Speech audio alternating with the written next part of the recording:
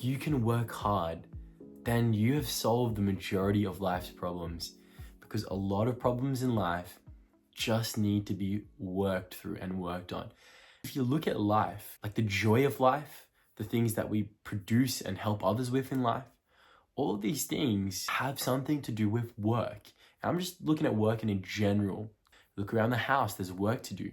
You look at your job, there's work to do. Feeding your family or feeding yourself, there's work to do. Your creative pursuit, there's work to do. Everywhere you look, there's work. Even in your hobbies and the things that you love, there are things to do, there's work. And so if you can master and get leverage on the concept of work, then you can master almost every single area of life.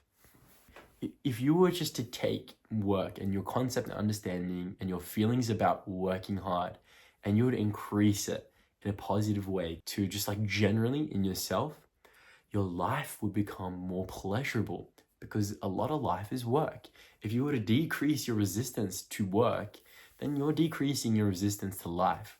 And so to become an incredible worker, there's a lot of benefits, because you're going to get amazing results. Whatever you do, you get praise, you'll be trusted, you'll be trustworthy, you'll be able to provide value to others, you'll be able to learn rapidly, and you'll be able to master any particular area, you'll be able to persist with things. What does it take to work? What does it take to fall in love with work? I think it's kind of simple. It requires the emptying of your mind. It requires the emptying of every thought, or the freeing from every thought that has you resisting the work that we have to do. Let me give you an example. I work full-time in a student engagement role, and at the start of my job, I kind of hated working. I hated working full stop. I didn't like working on my passions and my projects.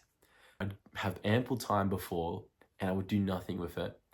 And then I didn't like working either on my job. I felt like I should be working on my passion projects, but no matter where I went, I took my attitude towards work with me. Now, when I persisted with my job and I had some breakthroughs in my mind, I actually started to fall in love with work, because from work, I noticed and connected in my mind that it would bear fruits. And it wouldn't just bear physical fruits, but mental fruits. It would calm me. It would give me satisfaction. It'd give me peace. It'd be like a channel to help me relax and then allow wisdom to be channeled through.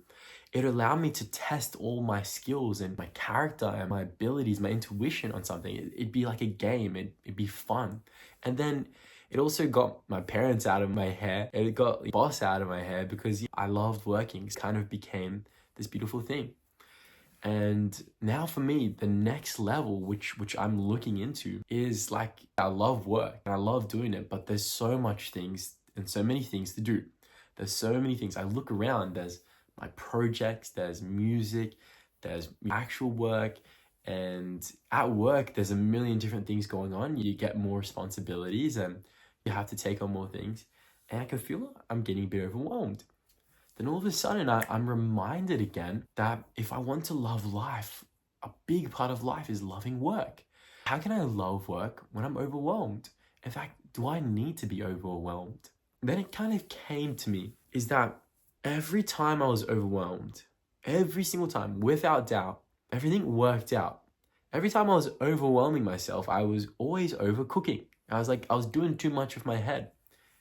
And I've started to realize that if I just keep a peaceful mind and I stay calm and I know everything's going to turn out and I stay relaxed, then it allows me to have more capacity to respond to what's going on in life. It actually allows me to calm down, to communicate to people I need to communicate, to be more honest, because I've just got a clear mind and I'm peaceful. It allows me to know exactly what I've got to do next. I can see my next step and my next step. And it allows me to actually let go of the future and all these things that I think I have to do in the future. Because I realize that all the work, all the greatness and goodness in life happens right now. And not only that, if I do better at my job, I'm going to do better at my dream projects. And if I work better at my dream projects, then I'm going to do better in my job. And that the more effort and the more love I put into life, the more energy I put into life, the more life has brought back to me, the more fruits life has borne to me. And so I'd like to finish off with just a little challenge for you. What if you were to learn a new way of seeing work? What if you were to love your work? What if you were to throw yourself fully into your work like it was a game, had nothing else to do ever besides what is here right in front of you right now? What if you could live presently like a game? And what if the only thing that was holding you back were the thoughts and the so-called feelings that come from those thoughts that pull you away from the present moment, from your work at present? If you were to have faith in the present moment, have faith in God guiding you right here, right now, your intuition, what is happening, then you would stop worrying about the future and you would realize that God is whispering the exact things to do. And if you just stay in the present moment, you'll realize God is guiding you to what you want, what you love, and what you'd love to create in your life.